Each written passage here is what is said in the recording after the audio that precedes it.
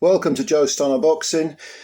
Sometimes you get a fight and it's between two world-class fighters and one is clearly good and the other is clearly very good. So what you end up with is a fight where one guy probably wins most of the rounds, but they're competitive and both guys clearly have ability. It's just that one guy is just that little bit better, sharper, faster, whatever. And that was the case with Raymond Ford against Abraham Nova. Ford won a unanimous decision, two lots of 97, 93, which I think is what I had it. And then there was a 96, 94. So 6 rounds to 4, 7 rounds to 3, 7 rounds to 3, 8-2 maybe at a push. But Ford clearly won the fight, but he was made to work for, every second of every round. He only hurt Nova once, which I think was probably around about the 6th round, I think, was it? One of the middle rounds, he stung Nova, and Nova's legs looked a bit unsteady. But there's no doubt that, Nova came to win. He came here with intent. He wasn't here to sort of just, make up the numbers or collect a paycheck. He took the fight at quite late notice as well. Originally, the fight was going to be between Ray Ford and Anthony Kakache. But fair play to Ford. He's 26 years old, southpaw. He took on a good fighter at relatively late notice and stayed on the game. He didn't let himself get sidetracked. It was good. It was a very, very good performance against a worthy opponent, a guy who now has 4 defeats on his record. And he's kind of, it's a bit unfortunate, really, Abraham Nova, because he's got 24 wins with 17 KOs. This is his 4th defeat. He's only been stopped once, and that was against Rabisi Ramirez back in 2022 when Ramirez had the IBF belt. I think did he have IBF belt? Or was it the WBO belt? I can't remember. He had some belt anyway. I can't remember. WBA, wasn't it? Was it the WBA? I don't know. I lose track with all these fucking belts, to be honest with you. Anyway, Nova got stopped in. He got stopped in 5 rounds. He got knocked out in 5 rounds. And he was a bit disappointed, to be honest with you. But then he came back quite well. Came back with a couple of good wins. One over Adam Lopez. And he stopped Jonathan Romero, who'd seen way, way, way better days. Stopped him in 3. And then he had a crack at Oshaki Foster. He lost a split decision. That was for the WBC super featherweight title, a split decision. He was down in the 12th, but he gave Oshaki plenty to think about. I mean, it was a very, very good performance by Nova, and he kind of redeemed himself after being rather disappointing against Ramirez. And then he went in against Andres Cortez and lost unanimous decision over 10. Cortez undefeated in 21 at the time. So you had this situation where, you got a guy who he's taking on the role of being a gatekeeper. He then got a draw with Humberto Galindo. So he's kind of a nearly man. Came back with a retirement against a veteran journeyman. And then he took this fight with Ford at late notice. And he still showed real good stuff.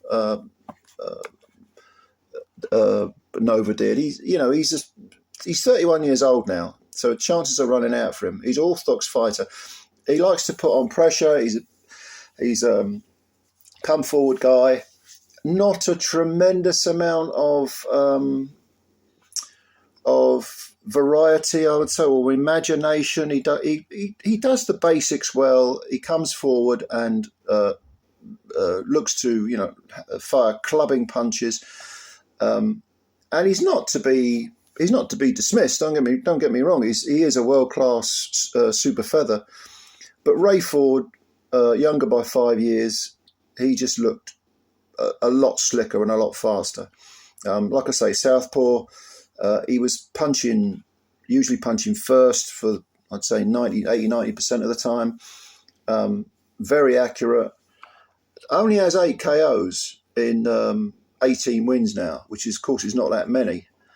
But probably hits a bit harder than that suggests because he doesn't try to knock you out. He dissects you. He'll have a look at what you're doing.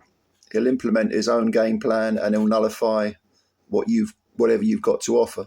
So when Nova was rushing in and trying to sort of bum rush him, he was basically just covering up. You shoot your bolt, and then I'll show you how it's done. And that was really pretty much over. I mean, perhaps I'm oversimplifying it a little bit, but it was kind of that. That was the majority of the fight. Nova interestingly would start the round slowly, and would then, in the last 15, 20 seconds, suddenly let his hands go. And you were thinking, well, you got to get your skates on, mate. You know, you're losing these rounds. If you start quicker, let your hands go more. Yes, you're going to risk getting clocked, getting countered. I get it, but at the same time, what's the alternative? Are you just going to let the round slip by? And that's kind of what he did. Even though he was competitive, he was coming forward. Ford had a way of, I don't know whether it was maybe Nova smothering his own work a little bit when he was falling in. And Ford was quite happy to be up close where he could sort of tie Nova up and diffuse any bombs that were coming his way, or bat away any grenades.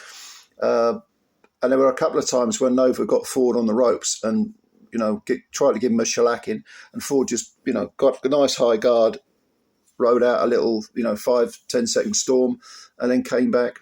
Well, didn't look perturbed at any point. It was just a very good performance by a very, very good fighter, Ray Ford. And if Nova has slipped into this gatekeeper role, he's still going to be a big handful for anyone. And Ford definitely, more world titles in him, definitely. He's young enough. He's a matchroom fighter, so he'll get the opportunities. I like Ray Ford a lot. I've always enjoyed watching him. I think he's got that nice, slick, imaginative, high ring IQ sort of demeanour about him, and I like his confidence as well. He's a very, very confident kid. So yeah, I expect him to pick up another belt or two along the way before his career's over and done with. Good fighter, Ray Ford. Very, very good fighter indeed.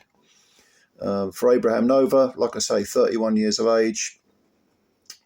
Chances are running out, but this was in Riyadh, and Turki Al-Sheikh and all the others would be hard pushed not to get this guy, another shot, because, bring him over, give him another payday, because he is a very good fighter indeed.